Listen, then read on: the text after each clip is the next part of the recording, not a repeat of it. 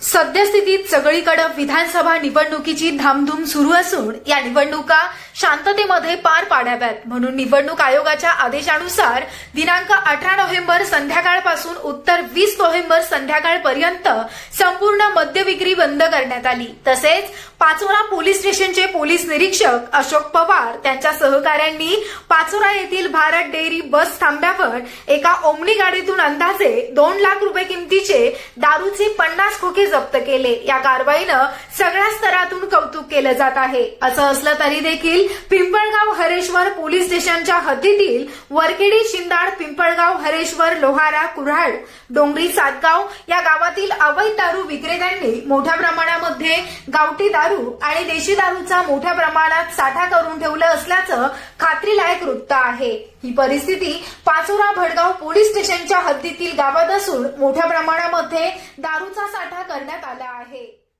आज रोजी पाचोरा पोलीस ठाणे हद्दीत माननीय निवडणूक आयोगाच्या आदेशान्वये आज दिनांक 18/11/2024 रोजीपासून हे निवडणूक 20 तारखेच्या संध्याकाळी 5 वाजेपर्यंत माननीय जिल्हाधिकारी सो यांनी ड्राय घोषित केलेला आहे।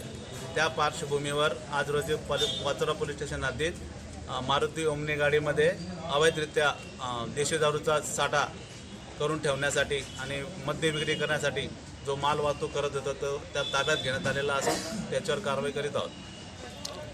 सुमारे किती रकमेचा माल आहे सर? 2,10,000 रुपयाची किमतीचा मद्य साठा आहे आणि 70,000 रुपयाचं वाहन आहे। एक आरोपी ताब्यात आहे। कुठल्या शहरात कुठल्या ठिकाणी सापडला? Bharat dairy stop. आरोपीचं नाव काय सांगता येईल का? सुशील पाटील आहे। ओके।